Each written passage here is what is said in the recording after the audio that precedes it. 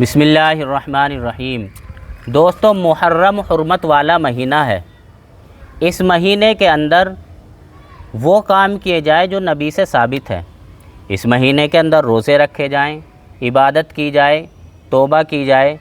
اس مہینے کے اندر نیکیوں کا ثواب بڑھا دیا جاتا ہے، کیونکہ دوستو یہ مہینہ حرمت والا مہینہ ہے، اور اس مہینے میں بدعات سے، رسم و رواج سے اور خرافات سے مکمل اجتناب کیا جائے۔ اور دوستو، محرم کی بدعت میں سے ایک بدعت 9 اور 10 محرم کو حلیم پکانا ہے۔ اگر کوئی آدمی 9 یا 10 محرم کو ثواب سمجھ کر حلیم پکائے تو یہ بدعت ہے، اور اگر کوئی آدمی ایسے ہی پکا لے، اس کی نیت ثواب کی نہ ہو، بلکہ لوگوں کے دیکھا دیکھ وہ پکا لے، یا وہ دیکھ لے کہ ہمارے خاندان میں سب بناتے ہیں میں بھی بنا لوں، تو بھی دوستو یہ بدعت کی تائید ہے۔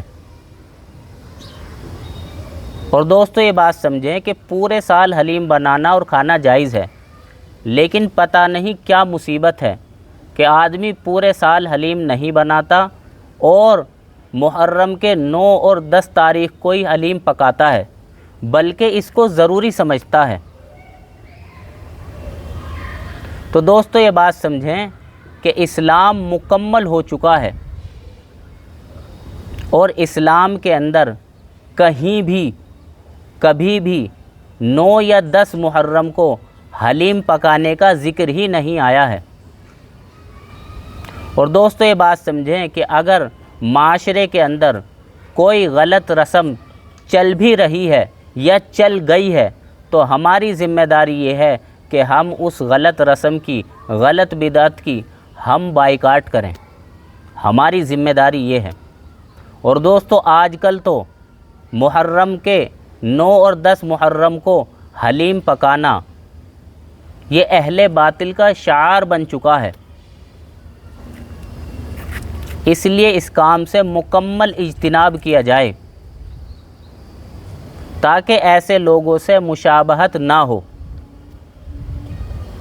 اور دوستو اسی وجہ سے کہ مشابہت نہ ہو، 9 اور 10 محرم کو حلیم پکانا یہ ممنوع قرار دیا گیا ہے۔